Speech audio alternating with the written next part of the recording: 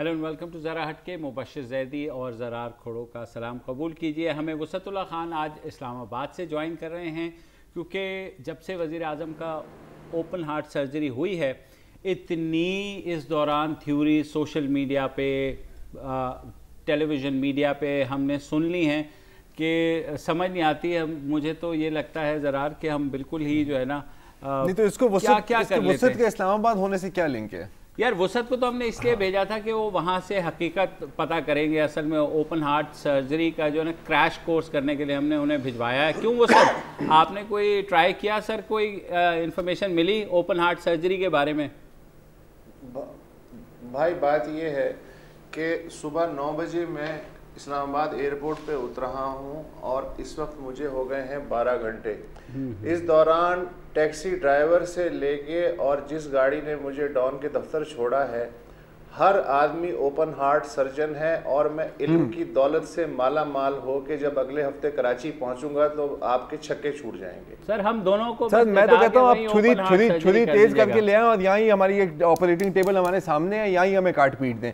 वैसे पता है आपको, पता है एक वक्त था जब नारा यही था कि या तो डॉक्टर बनो या तो इंजीनियर बनो। आपको याद है? बिल्कुल। हम नालायक हैं, हमें छोड़ दें, हम फेलियर हैं। आज मुझे इस बात का सबूत मिल गया है क्योंकि जितने डॉक्टर मैंने पिछले 2 रोज सोशल मीडिया पर देखे हैं यार, मुझे समझ नहीं आती कि पाकिस्तान में किसी को जुकाम भी कैसे हो जाता है, क्योंकि इतने लोग बैठे हुए हैं और इतने काबिल हैं यार, इतने काबिल हैं कि 2-2 डिग्रीज हैं उनके पास। एक सर्जरी की डिग्री है और एक साजिशी की डिग्री है। वो कौन सी सर? साजिशी की डिग्री तो मतलब आपको पता है कि पैदा होते ही हर पाकिस्तानी की बर्थ सर्टिफिकेट के साथ वो एक डिग्री मिल जाती है कि जो कुछ भी होता है आप उसको ना माने, सब ड्रामा है मतलब। लेकिन ये तो हम देखें, ये तो पॉसिबिलिटीज आर ऑलवेज एंडलेस ना, तो वो तो सोच की मेरे ख्याल में डाइवर्सिटी है ये कि आप जो सामने हो रहा है उसको देखकर भी आप कुछ और तस्वीर कर लें। ना माने बिल्कुल। देखिए अब और बात भी सही है। देखिए ये सर्जरी भी ड्रामा था। मलाला ने भी अपने आप को मलाला गोली लगी नहीं, और अगर लगी है तो उसने खुद लगाई है ताकि यूके जा सके। और हामिद मीर ने भी, और हामिद मीर को भी जो जख्म के निशान थे वो सब ये मेकअप आर्टिस्ट की बदौलत है। और इमरान साहब भी बिल्कुल कोई चोट नहीं मिली, और वो जो गिरना था उनका क्रेन का वो भी सब CGI था। क्योंकि आप लॉलीवुड को भी हल्का ना समझे, हमारे पास भी कैपेबिलिटी है। सही बताएं। नहीं, इस मजाक के अलावा अब देखें सुबह से क्या चल रहा है। हाँ, सबसे पहले तो एक नारा था कि जी अस्पताल का नाम क्यों नहीं बताया जा रहा, हालांकि हर जगह हार्ली स्ट्रीट क्लिनिक की फुटेज भी चल रही है, हर जगह उसका जिक्र भी हो रहा है, लेकिन आप नहीं देखना चाह रहे हैं, आप नहीं सुनना चाह रहे हैं। ये छोड़ लें, आप सोशल मीडिया की बात करें। जो रेगुलर हमारे कुछ मेहरबान हैं टीवी एंकर्स, वो बाकायदा फेक सर्जरी के नाम से हैशटैग बना रहे हैं और कह रहे हैं कि ये तो ऐसा हो ही नहीं सकता। और कहा ये जा रहा है कि उसको कंपेयर किससे किया जा रहा है कि जी प्रेग्नेंट वुमन के जो है ना डिलीवरी में भी इतना टाइम नहीं लगता और इतनी जल्दी कैसे हो गई, जैसे वो साहब खुद एक दफा प्रेग्नेंट हो करके जो है ना। नहीं, वैसे साहब ने अक्सर लोगों को प्रेग्नेंट किया है पहले भी, उनको काफ़ी मेरे ख्याल दिलचस्पी है इस तरह के मामलात में। आपने सोशल मीडिया की बात की तो यार सर्जरी के टाइम के ऊपर भी एक बड़ी डिस्कशन चल रही है। कोई लोग कहते हैं कि जी जब 10 साल पहले मेरे दादा जान का बाईपास हुआ था तो वो तो 8 घंटे की सर्जरी थी, ये इतनी जल्दी कैसे होगी, और इस तरह की भी बातें हो रही हैं। एक मीम है सर्जरी के टाइम के बारे में, जरा 1 सेकंड दिखाएं, ये भी बातें घूम रही है। ये जरा एक सेकंड। इतनी जल्दी तो साइकिल का पंचर नहीं लगता जितनी जल्दी मियाँ साहब के ओपन हार्ट सर्जरी हो गई है, ये भी बातें हो रही हैं। तो मतलब इस लेवल की भी बातें हो रही हैं। ये तो मेरे ख्याल में पन में था, लेकिन जी सर ये बात भी गलत है कि ओपन हार्ट सर्जरी इनकी हुई है, इसलिए कि यहाँ 1-2 लोग मुझे एक तस्वीर दिखा चुके हैं जिसमें मियाँ साहब जो हैं वो बेड पे लेटे हुए हैं। अल्लाह जाने ऑपरेशन थिएटर की तस्वीर है ये, कहाँ की साइड, उनकी स्कल कनपट्टी की साइड दिखाई गई है जिसमें घने बालों का कोई गुच्छा है।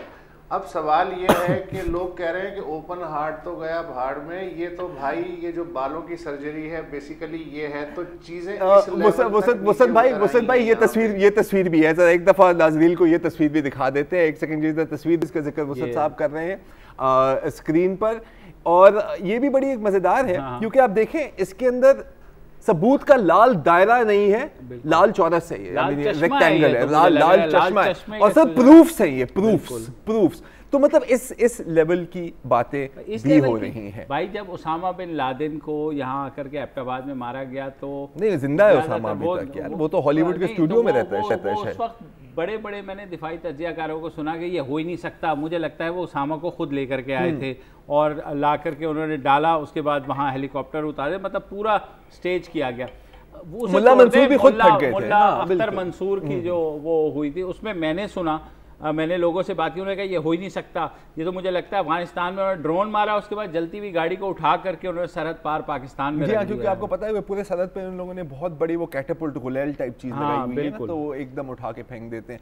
पॉइंट है कि आप नहीं मानना चाहते तो आप नहीं मान। जी वो सर, इस पे भी ध्यान देने की ज़रूरत है कि कॉन्स्पिरेसी थ्योरीज जो हैं ये आखिर होती क्यों है, लोग इसका मज़ा क्यों लेते हैं। मेरा जो अपना अदना सा ख्याल है वो ये है कि जब लोगों को फैसलों से दूर रखा जाता है, जब उन्हें हक़ाइक़ बताने में आनाकानी की जाती है, तो वो ज़ाहिर है कि अपने अंदाज़े खुद लगाने शुरू कर देते हैं, और चूँकि ज़िंदगी में वैसे भी नमक मिर्च मसाला कम है तो अपनी मर्ज़ी से ज़्यादा छिड़क लेते हैं। और हमारा मसला ये है कि हमें तो रेटिंग का मर्ज़ है, चाहे वो किसी भी सूरत में आए हमें तो वो चाहिए। लेकिन जो आम आदमी है चूँकि उसको ट्रुथ पता ही नहीं चलता, हुकूमतें उसको इस काबिल ही नहीं समझती कि आधा छोड़ 1/2 जो है वो भी सच्चाई बता सके, लिहाजा वो जो बाकी गैप है वो फिर अपनी फैंटेसी से पूरा करता है। बिल्कुल, ये आई थिंक 100% यही पॉइंट था। मैं वही, लेकिन अगेन क्या हकीकत से दूरी या इन्फॉर्मेशन से दूरी ही ये एक वो है, क्योंकि अब तो सोशल मीडिया आ गया है जहां हर आदमी बोल सकता है, बोलने की आज़ादी है। सोशल मीडिया पे जितनी कंस्पिरेसी थ्योरीज घूमती तो बोलने, देखें इन्फॉर्मेशन और नॉलेज में बहुत बड़ा फर्क है, ठीक है ना। इन्फॉर्मेशन एक चीज होती है, इल्म एक और चीज नहीं, ना ये नॉलेज है ना ये इन्फॉर्मेशन है, ये तो कॉन्स्पिरेसी थ्योरी है ना। जरा मिस इन्फॉर्मेशन भी इन्फॉर्मेशन होती है, आप ये भी एक पॉइंट ले लें। और देखें एक और बात भी लोगों ने की है, कुछ ज़्यादा समझदार लोग भी हैं, और ये जिस तरह की बातें जो हमने आपको अभी दिखाई हैं, इसका हरगिज़ हमारा मतलब नहीं है कि सब ऐसी बातें कर रहे हैं, बहुत लोग हैं जो रीजनेबल बात भी कर रहे हैं। मतलब ये मुझे वो किस्सा याद आ जाता है जब वो ज़ाहिर लड़कपन में नहीं होता था कि अगर कोई लड़की नहीं पट रही आप कहते हैं यार ये तो है ही ऐसी, ये तो वो जो उस तरह का, तो ये उस वक्त से ही ये कॉन्स्पिरेसी थ्योरीज हमारे जहन में जन्म लेना शुरू करती है। कोई चीज़ नहीं मिलती तो उस बारे में हम उसको डीमनाइज कर देते हैं। एक तो बात है जो अभी वुसअत ने की कि जब आपको हकाइक से दूर रखा जाए, दूसरी बात ये भी होती है जब आप हकाइक को मानना ना चाहे तो फिर आप कोई और ऑल्टरनेटिव थ्योरी मिलती है कि जी ये तो मतलब मुझे नहीं पसंद करती, ये तो बड़ी सर घूमी हुई है। ये नहीं है कि मैं ही इतना बुरा हूँ कि मुझे कोई पसंद ना करे, या जाहिर है कि कौन ऐसी बात मानना चाहेगा। लेकिन बहरहाल इसमें एक और बात भी है कि लैक ऑफ ट्रस्ट भी बहुत है अपनी हुक्मरान में, सियासी जमातों में, उनके लीडर्स में भी, अवाम का। आई मीन फॉर एग्जाम्पल बहुत लोगों ने यह भी कहा है कि जिस तरह इसको हैंडल किया गया है फ्रॉम द PMLN साइड, ठीक है, अब मरियम नवाज शरीफ ने बिल्कुल लाइव ट्वीट किया है लिटरली एग्जाम ऑपरेशन को, ये हो रहा है, वो हो रहा है, ये हो रहा है, वो हो रहा है। तो बहुत लोगों ने ये सवाल भी उठाया है कि इससे बेहतर ना होता कि अगर एक प्रेस कॉन्फ्रेंस सर्जिकल स्टाफ या डॉक्टर के साथ हो जाती, हो सकता है ये अभी भी होगा। यार वो वहाँ नहीं होता। एक छोटा सा सवाल वुसअत और ज़रार दोनों एक एक लाइन का अगर आप जवाब दे दें, खुदा ना करे हमारे आर्मी चीफ की जो है वो ओपन हार्ट सर्जरी हो रही होती तो मीडिया और सोशल मीडिया कैसे बिहेव कर रहा होता वुसअत? मेरा ख्याल है कि फिर तो हर एंकर और हर न्यूज़ कास्टर और हर रिपोर्टर जो है वो सफ़ेद गाउन पहने और गले में स्टेथोस्कोप लगाए और माइक्रोफोन पे क्रॉस, रेड क्रॉस का निशान बनाए घूम रहा होता और बुखार में तप रहा होता कि किसी तरह से कुछ और मजीद हासिल हो जाए। आप मेरे से पूछेंगे, मैं बिल्कुल इस सवाल का जवाब देना चाहूँगा, लेकिन मसला क्या है कि ब्रेक का वक्त आ गया है यार। एक वक्फा ले लेते हैं, वक्फे के बाद आते हैं तो फिर इस सवाल का जवाब देंगे इंशाअल्लाह ताला अगर अल्लाह ने चाहा।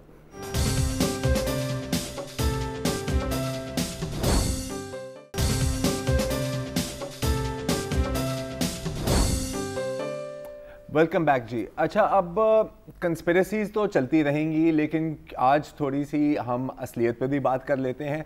अब कल की बात है कि 2 खबरें मैंने पढ़ी 2 मुख्तलिफ अखबारों में। एक थी इंडस वैली सिविलाइजेशन के बारे में जो मोहनजोदाड़ो, हड़प्पा वगैरह वगैरह, उसमें एक दो नई बातें बताएंगी कि एक तो जैसे पहले सोचा गया था कि ये 5000 साल पुरानी है, अब पता लगा कि ये 9000 साल पुरानी है। दूसरी बात के आखिरकार पता लग गया है कि इंडस वैली सिविलाइजेशन को हुआ क्या, और वो ये कि एकदम से कुछ हज़ार साल पहले मॉनसून्स में कमी आ गई, चुनाचे पानी की किल्लत पैदा हो गई, और उसकी वजह से लोग शहरों और आबादियों को छोड़कर वीरान में चले गए। लड़ाइयाँ शुरू हो गई, जंगें शुरू हो गई, गवर्नमेंट कोलैप्स हो गई, और आखिरकार इंडस वैली सिविलाइजेशन का नामो निशान मिट गया। हज़ारों साल बाद उसका पता लगा। दूसरी खबर एक्सप्रेस ट्रिब्यून में शाया हुई, सैरिश वासिफ की स्टोरी थी, जिसमें लिखा गया है कि Pakistan council of research in water resources यानी PCRWR, जो ministry of science and technology के अंदर आती है, उनका कहना है कि 2025 तक पाकिस्तान में एब्सोल्यूट वाटर स्कैर्सिटी यानी पानी की शदीद किल्लत हो जाएगी। ठीक है, इसका क्या मतलब है? इसको जानने के लिए हमने बात की लुबना बुखारी से। हमारे साथ मौजूद हैं अभी लुबना बुखारी, जो डायरेक्टर जनरल हैं क्लीन वाटर रिसोर्सेज की इन द PCRWR। ठीक है जी, तो लुबना भी हमें आपको बता सकते हैं कि ये जो आपने लफ्ज़ इस्तेमाल किया है, जो जुमला इस्तेमाल किया है एब्सोल्यूट वाटर स्कैर्सिटी का, इसका मतलब क्या है? अगर आप हमें थोड़े आसान अल्फाज में समझाएं। अल्फाज ही मैं बोलूँगी। उसका ये है कि अब देखिए कि पानी के अगर रिसोर्सेज अवेलेबल हैं और अगर हम उनको सही तरह से मैनेज नहीं कर सकते हैं तो एक कमी यूं भी पैदा हो जाती है। दूसरी कमी नेचुरल होती है कि बारिशें कम हो जाएं, स्नो मेल्ट जो है वो बहुत ज़्यादा हो जाए, ग्लेशियर्स पिघल जाएं, तो जाहिर है कुछ सालों के बाद वाटर रिसोर्सेज जो अवेलेबल हैं या रिन्यूएबल वाटर रिसोर्सेज हैं वो कम हो जाएंगे। फिर ग्राउंड वाटर की बहुत ज़्यादा इस्तेमाल कर लिया जाए आबादी के बढ़ने के साथ साथ, तो आहिस्ता आहिस्ता पानी के रिसोर्सेज कम होते जाएंगे। तो आखिर एक ऐसी स्टेज आ जाती है जब आपको डिक्लेयर कर दिया जाता है दुनिया में कि ये जी वाटर स्कार्स या शदीद पानी की किल्लत का शिकार मुल्क है। इस वक्त हमारी जो पर कैपिटा अवेलेबिलिटी है पानी की, जो कि एक ख़ास स्टैंडर्ड है दुनिया का, वो तकरीबन 1850 तक पहुंच गई है। 1947 में वो 5000 से ज़्यादा थी, और अभी हम ये एक्सपेक्ट कर रहे हैं कि 2025 में वो जाहिर है 500 तक पहुंच जाएगी। हो सकता है इससे भी ज़्यादा कम हो जाए। अब इस वक्त जो हमारे पास रिन्यूएबल फ्रेश वाटर के रिसोर्सेज हैं वो US में आप कंपैरिजन देख लीजिए ना, 8838 मीटर क्यूब हैं पर ईयर, अफगानिस्तान के 1491 हैं, इंडिया के 1341 मीटर क्यूब पर ईयर हैं, जबकि पाकिस्तान के 297 मीटर क्यूब पर ईयर है। ये अंदाजा लगाइए। और हमारी जो स्टोरेज कैपेसिटी है वो सिर्फ 31 दिनों के लिए है, जबकि पूरी दुनिया में वो जो एवरेज है वो 100 से 120 दिन होती है। इंडिया की 220 दिन है और अमेरिका की 900 दिन की है। तो ये सारे जो फैक्ट्स और फिगर्स हैं वो इस तरफ इशारा करते हैं कि अगर हमने अपने वाटर रिसोर्सेज को मैनेज ना किया, इनका इंतजाम ठीक ना किया, पॉपुलेशन इसी तरह बढ़ती रही, अर्बनाइजेशन जो है वो इसी तरह बढ़ती रही, तो हम एक पानी की शदीद किल्लत का शिकार मुल्क होने की तरफ जा रहे हैं। लुबना साहिबा, ये जाहिर है स्टडीज ऐसी आती रही हैं और वार्निंग्स बहुत ज़्यादा जारी होती रही। हम क्या कर सकते हैं? जी, हम क्या कर सकते हैं? अब आप अगर वाटर रिसोर्सेज की बात करें तो मेरे ख्याल में अभी भी हमारे पास प्लेंटी है, अवेलेबल है। हमारे पास ग्लेशियर्स हैं, बारिशें भी हमारी होती हैं, मॉनसून हैं, ग्राउंड वाटर भी अवेलेबल है। सिर्फ और सिर्फ हमें इनको मैनेज करना है कि जब पानी हो, बारिश हो, वो महफूज हो जाए रेजर्वॉयर्स में, छोटे डैमों में, रेजर्वॉयर्स में। उसके अलावा हम ज़ाया ना करें, पानी को कंजर्व करें। और सबसे बढ़ के ये कि अपनी जो फ्रेश वाटर बॉडीज़ हैं, हमारे साफ पानी के जो रिसोर्सेज हैं, उनको पोल्यूट ना करें, गंदा ना करें, उनको पीने के काबिल, उनको इरिगेशन के काबिल रहने दें। जी बिल्कुल, इन्होंने लुबना साहिबा, ये जो सारी सूरत हाल है, कुछ ये भी कहा जा रहा है कि जिस तरह इंडिया में जब शॉर्टेज हुई थी तो घरों में भी उन्होंने रिन्यूएबल ऐसे प्लांट्स लगाए, कुछ सस्ती वहाँ टेक्नोलॉजी ऐसी है, तो हर जगह वॉर फुटिंग पे काम हो रहा है। हमारे मिनिस्टर्स जो है काम हो रहा है हर जगह, बल्कि इस दफा तो कैलिफोर्निया में ड्राउट है, कैलिफोर्निया में खुश्क साली का शिकार है।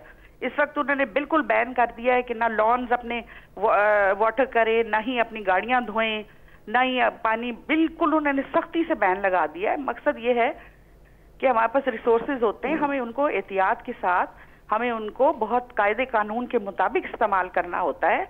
और हमारे यहाँ रेगुलेशंस हैं, कानून है, लेकिन जब तक वो लगेंगे नहीं, जब तक लोग उन पे अमल नहीं करेंगे, तो हम इस तरह रोते रहेंगे। रिसोर्सेज होंगे हमारे पास। अच्छा, एक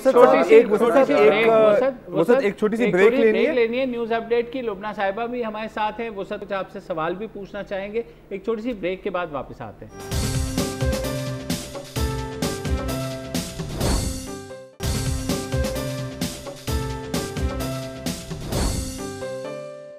वेलकम बैक।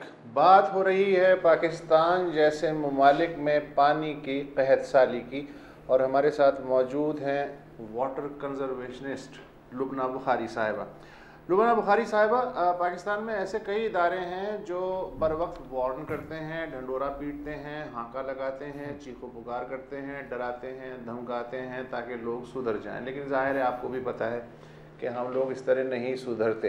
तो ये जो इदारे हैं ये सिर्फ डराते ही हैं या लोगों को ये भी बताते हैं कि पानी को महफूज कैसे किया जा सकता है, ड्रिप टेक्नोलॉजी क्या होती है, उसे सस्ते में कैसे अडॉप्ट किया जा सकता है, जो बारिशें होती हैं वो तो होके बह जाती हैं, लेकिन उनके पानी को आप घरों में कैसे महफूज कर सकते हैं, या जो शबनम जहाँ जिन इलाकों में ज़्यादा गिरती है उसको कैसे पानी की शक्ल दे सकते हैं। ये तो बड़े आसान तरीके हैं। तो सिर्फ ढंडोरा पीटने के काम आते हैं ये इदारे, या इस तरह के भी काम करते हैं, या आप कहेंगे कि हमारे पास इतने वसाइल नहीं हैं?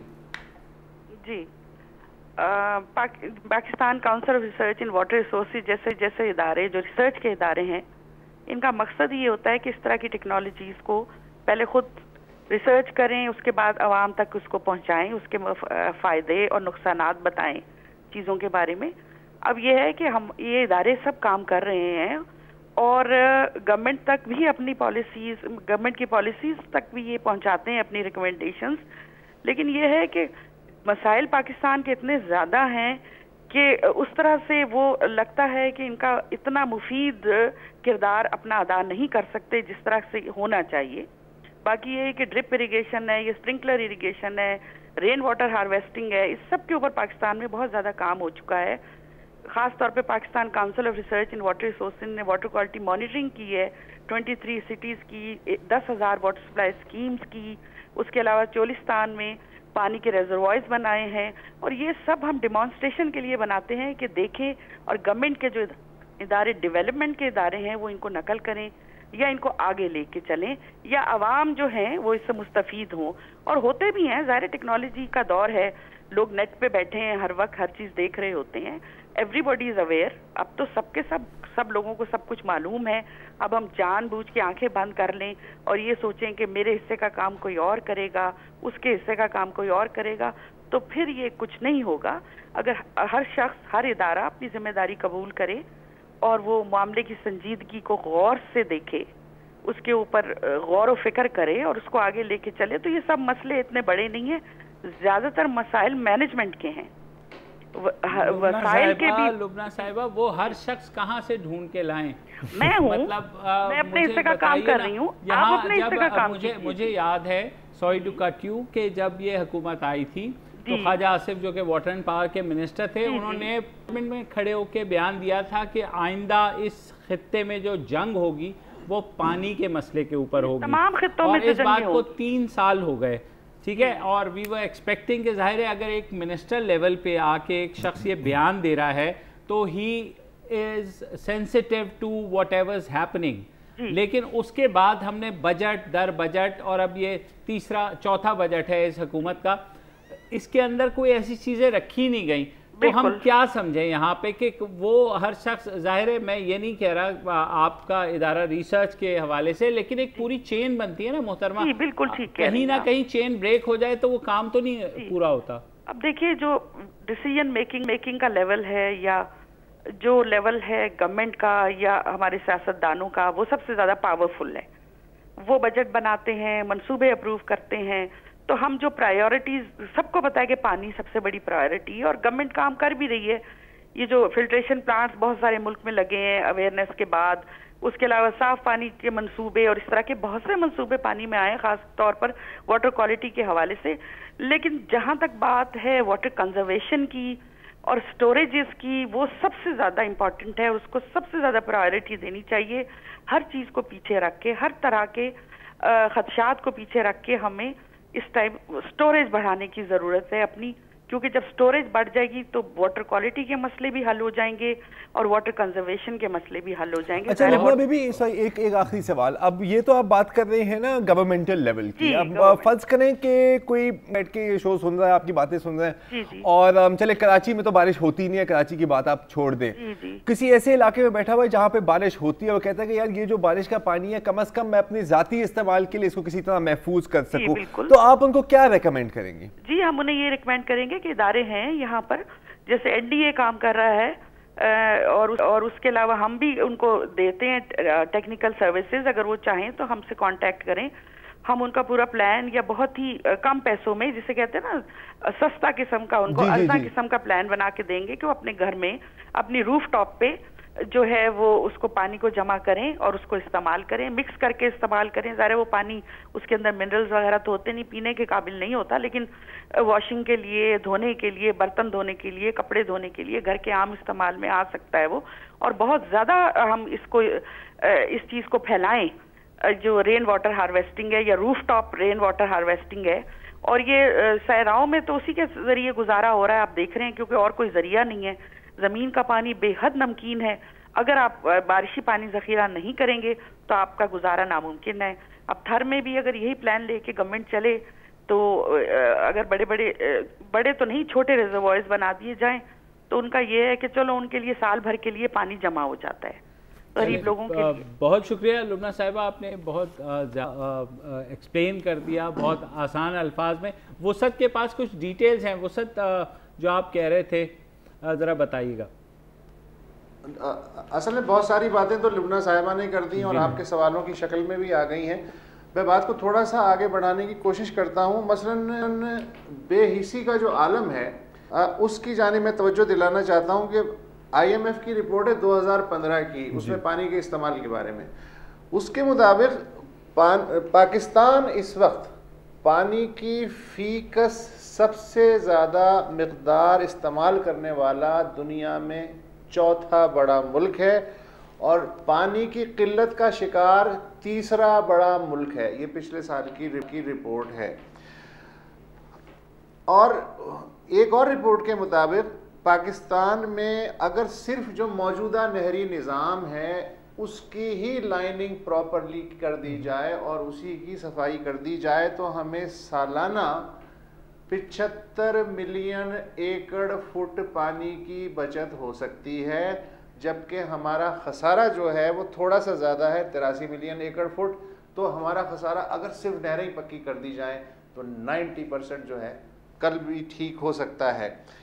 तीसरी बात यह है कि जिस तरह हम टैक्स लगाते हैं आमदनी के हिसाब से, अब चूंकि हमें पता चल गया है कि अब पानी हमारे साथ बहुत दिन नहीं रहने वाला, तो तबकात की जिनकी आमदनी ज़्यादा है उन पे ज़्यादा वाटर टैक्स लगाया जाए, जो गरीब हैं उन पे कम लगाया जाए। इस तरह जो वसाइल जनरेट होंगे उससे पानी को कंजर्व करने के लिए थोड़े बहुत पैसे आपको मिल सकते हैं। मज़े की बात है कि ज़रूरी सेक्टर सबसे कम टैक्स देता है, सर्विस सेक्टर और उसके बाद इंडस्ट्रियल सेक्टर टैक्स देता है और उसके बाद ज़रूरी सेक्टर आता है। लेकिन 99% जो पानी है वो एग्रीकल्चर सेक्टर इस्तेमाल करता है। तो अब इसको कैसे बैलेंस किया जाए और किस तरह जो यौम क़यामत जिसको कि हम करीब तर ला रहे हैं, ख़ुद अपने पाँव पे कुल्हाड़ियाँ मार मार के, और हम शिकायत ये कर रहे हैं कि यार ये इंडिया की वजह से हो रहा है, इंडिया जो है अपने इलाके में डैम बना रहा है। तो अगर इंडिया पे छोड़ना है तो फिर तो बेहतरीन है, फिर तो अल्लाह मालिक है। लेकिन अगर आपके पास जो अपने ज़खायर हैं उनसे अगर आपको कुछ दिन और अपना गुजारा करना है तो उसके लिए तो भाई सिर्फ एक्सक्यूजेस काम नहीं आएंगे, प्रैक्टिकल चीज़ें काम आएंगी। बिल्कुल, वो सर ज़बरदस्त आपने की, और यही आज का सबक था कि बजाय हम कॉन्स्पिरेसी थ्योरिस्ट बनने के और बड़ी बड़ी ऐसी बातें ओपन हार्ट सर्जन बनने के या और चीज़ों में वो देखने के, अगर कुछ थोड़ा सा इस तरह की छोटी चीज़ें अप्लाई कर ले अपनी ज़िंदगी में, वाटर कंजर्वेशन जिसमें एक बहुत बड़ा और हमने माजी में भी इतने प्रोग्राम, अगर हम सिर्फ शेव करते हुए नलका बंदी कर दिया करें ना, और एक सिर्फ कप में पानी कर दिया कि पानी से शेव कर दिया करें, इससे भी ठीक ठाक बचत हो जाएगी। लेकिन हम तो इतना भी नहीं करते ना यार, जब आके बला हमें आके खा के हजम कर रही होगी ना, फिर हम सोचेंगे यार इतना अंधेरा क्यों हो गया। ठीक है ना, तो बस क्या करें जी, वक्फा ही ले सकते हैं और क्या कर सकते हैं।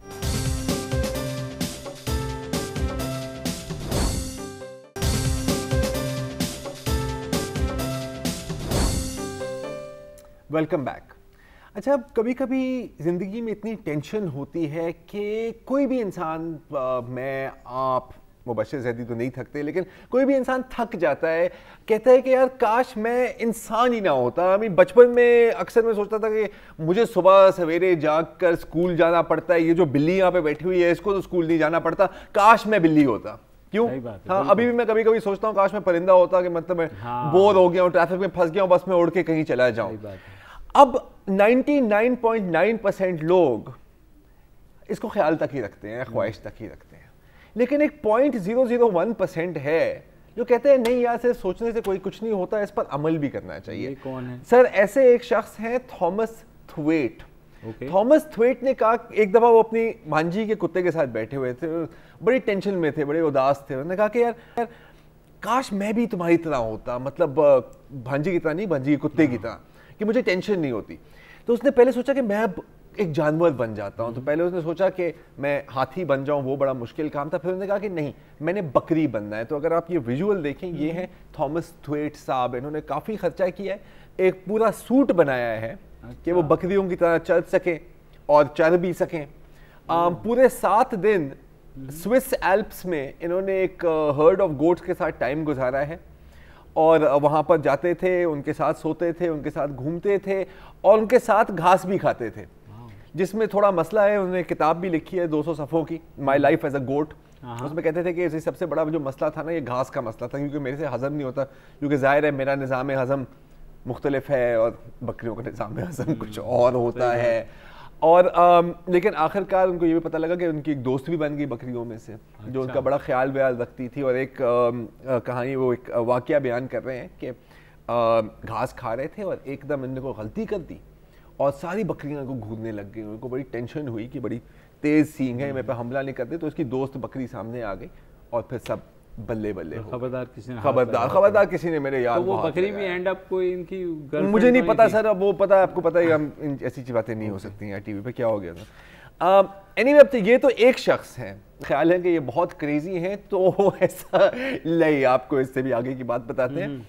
यूके में एक पूरी कम्युनिटी है जो बंदे हैं लेकिन वो कुत्ते बनना चाहते हैं, और ये 10,000 लोगों की कम्युनिटी। सीरियसली सर, सीरियसली आप नहीं बात मानते तो जरा ये एक डॉक्यूमेंट्री देख लें। डॉक्यूमेंट्री का नाम है आई थिंक पपी लव। तो ये अगर आप देख रहे हैं तो ये शख्स है, हफ्ते में 1 दफ़ा या 2 दफ़ा ये अपना डॉगी सूट पहनते हैं और ये पार्क में जाते हैं, वहाँ पर लोग डॉगी ट्रीट्स देते हैं इनको, इनके ऊपर टेनिस बॉल फेंकते हैं, बाकी कुत्तों के साथ घूम रहे हैं।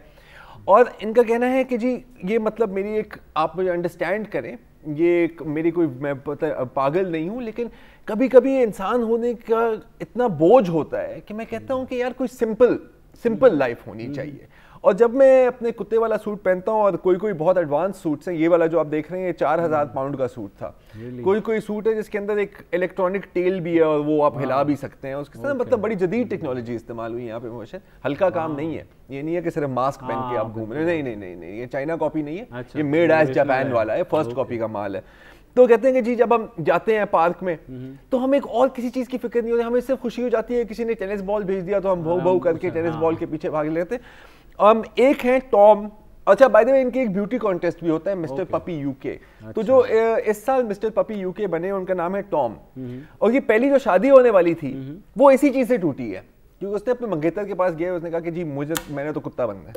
मंगेतर ने कहा कि देखो, या तो तुम कुत्ता बनो या तो तुम मेरे से शादी करके, फिर सही है मैं कुत्ता ही बेहतर। नहीं वो मंगेतर ने ये भी कह दिया कि शादी के बाद तो वैसे ही बन जाओगे तो लिहाजा पॉइंट है कि मतलब वो तो लिटरली है ना यार, वो तो मतलब सिंबॉलिक कुत्ते बनना एक अलग बात है।